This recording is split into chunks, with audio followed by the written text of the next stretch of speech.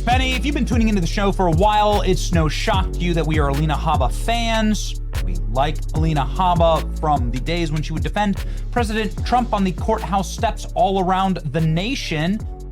Absolute flamethrowers here. We were often live and everyone was waiting for the Habba bombs. Ladies and gentlemen, we were able to even chill with Habba just the other night at UFC. It was great. She posted that we're patriots. I love this guy, Benny Johnson. He's such a patriot. Thanks, Alina. She really is the best. And obviously in this role as the U.S. attorney for the state of New Jersey. She lives there. It's where her family's from. This is the position that she wanted in the Trump administration. But left-wing activists have blocked her. Left-wing judges have infuriatingly ruled that she is disqualified from serving as the U.S. Attorney for New Jersey. Acting New Jersey U.S. Attorney Alina Habba disqualified. The Trump administration violated federal law to keep her in the post, the Federal Appeals Court says on Monday. A three-judge panel unanimously upheld a lower court's decision to disqualify Alina Habba, given a 1998 law governing federal vacancies. It is apparent that the current administration has been frustrated by some of the legal and political barriers to getting its appointees in place. Its effort to elevate its preferred candidate for U.S. Attorney, Alina Habba, to the role of acting attorney demonstrates the difficulties it has faced. Yet the citizens of New Jersey and loyal employees in the U.S. Attorney Office deserve some clarity, says the panel staffed with W. Bush and Obama judges. Oh, boy. Monday's ruling is the latest setback for the White House.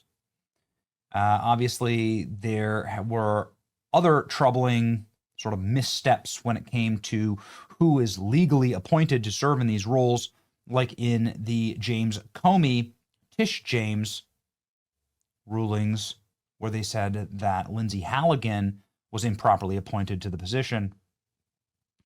Well, unfortunately, these kind of rulings take a toll, and you can't just let these offices sit vacant. And so while the process plays out, Alina Habba has, we are sad to report to you, resigned her position as U.S. Attorney for the United States, New Jersey. Here we go. This is, she just posted this a few minutes ago. For the past 5 years, I have fought for justice on behalf of the American people. Tenure under the great Attorney General Pam Bondi and Todd Blanche made New Jersey safer. Camden had its first murder-free summer in 50 years. We drove down crime and took violent offenders off the streets. While I was focused on delivering real results, judges in my state took advantage of a flawed blue slip tradition that became a weapon for politicized left. In the months, these judges stopped conducting trials, entering sentences, leaving violent criminals on the streets. They joined New Jersey senators who care more about fighting President Trump than the residents of New Jersey. For 4 years, I fought against lawfare aimed at President Trump and against politics infecting our justice system. That is what these obstructionists misunderstood about my loyalty. The result is the Third Circuit's ruling, this ruling we just talked about. To protect the stability and integrate the office in which I love, I've decided to step down as my role as U.S. Attorney, District of New Jersey. But do not make the mistake that compliance is surrender. This decision will not weaken the Justice Department and will not weaken me. My fight will now stretch across the country as we wait for further review of the court ruling. I will continue to serve the Department of Justice as a senior advisor to Pam Bondi for U.S. attorneys. Make no mistake, you can take the girl out of Jersey. You can't take Jersey out of the girl. Alina Habba becomes Pam Bondi advisor, leaving role as top New Jersey prosecutor. DOJ delegated New Jersey duties to 3 officials in the wake of Habba's exit. A fiery Trump loyalist is stepping down. Bondi announced that Habba would now work inside of the DOJ. Well, there you go. I mean, obviously the two of them are close. And Alina Habba does appear on the show with some regularity. And so I guess we look forward to having her in this new job.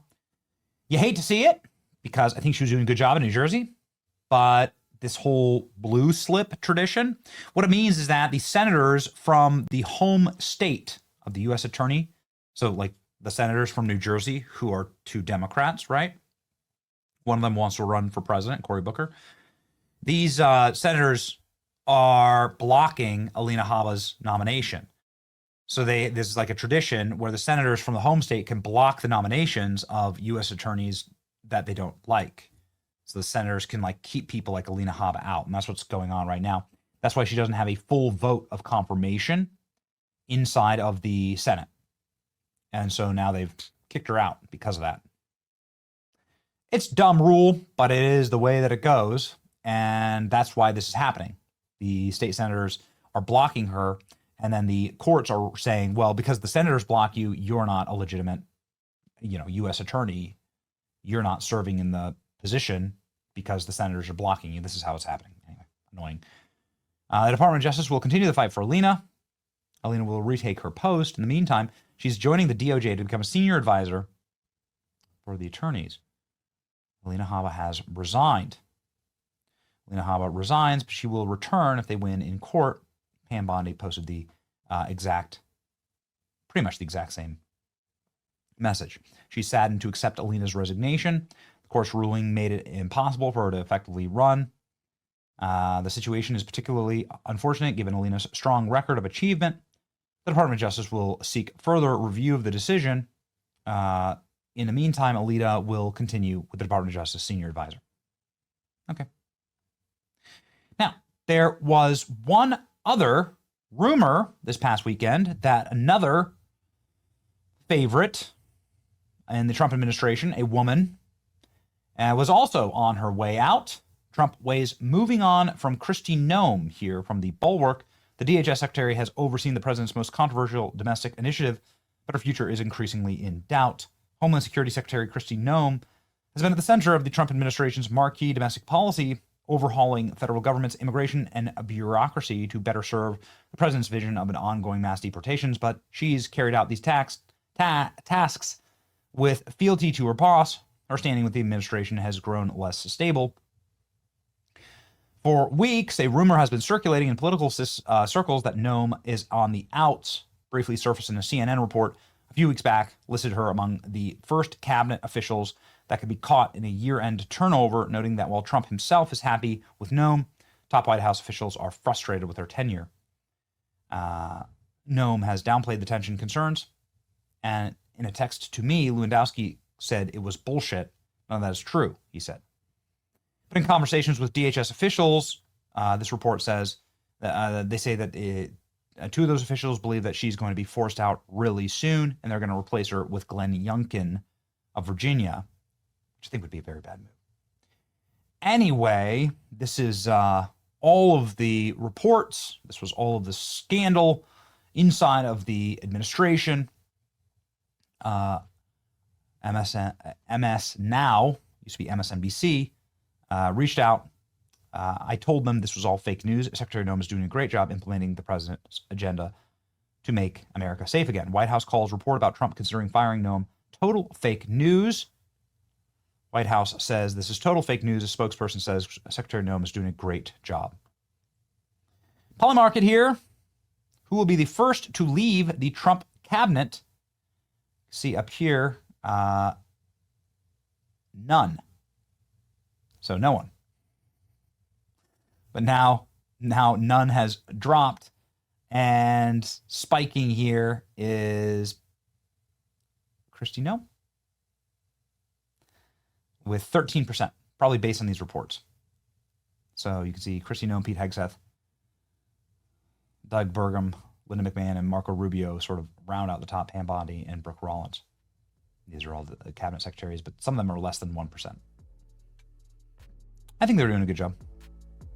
But I guess we'll see, ladies and gentlemen. We are sad to see Alina resign from this position.